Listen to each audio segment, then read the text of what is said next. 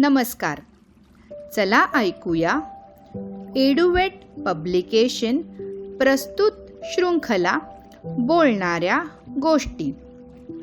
या शृंखलेच्या अंतर्गत आजची गोष्ट आहे एका गाढवाची, ज्याला गायनाची फार आवड होती.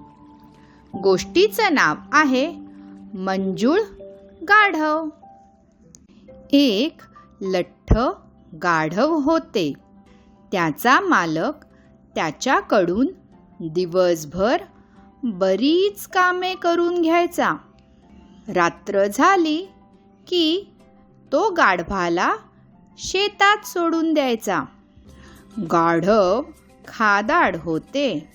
ते नेहमी भाजीच्या शेतात जायचे व मनसोक्त भाज्या खायचे.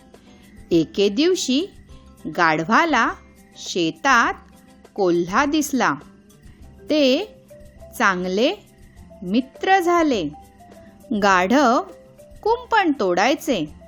कोल्हा त्याच्या मागून शेतात प्रवेश करायचा. गाढव शेतातल्या भाज्या खायचे व कोल्हा तिथे प्राण्यांची शिकार करायचा. एके दिवशी गाढव कोल्ह्याला म्हणाले, मित्रा, आज माझी गाणे गाण्याची इच्छा आहे. कोल्हा बोलला, नको, गाणे गाऊ नकोस, नाहीतर आपण पकडले जाऊ. पण गाढवाने कोल्ह्याचे ऐकले नाही. त्याने मोठ्याने गायला सुरुवात केली. कोल्हा लगेच तिथून पळून गेला. गाढवाचा आवाज ऐकून शेतकरी बाहेर आला. त्याने गाढवाला खूप मारहाण केली.